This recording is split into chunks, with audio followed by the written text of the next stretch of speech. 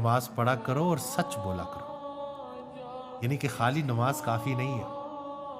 مومن وہ نہیں ہے جو نماز پوری کرتا ہے، مومن وہ ہے جو نماز بھی پوری کرتا ہے اور وعدہ بھی پورا کرتا ہے۔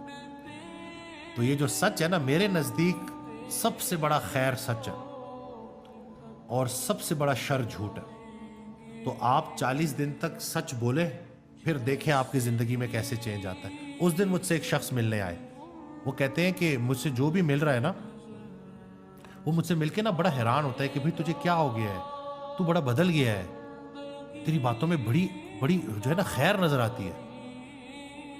تو میں نے ان کو ایک ہی جواب دیتا ہوں، اس شخص نے کہا کہ میں نے جھوٹ بولنا چھوڑ دیا، میں صرف اب سچ بولتا ہوں۔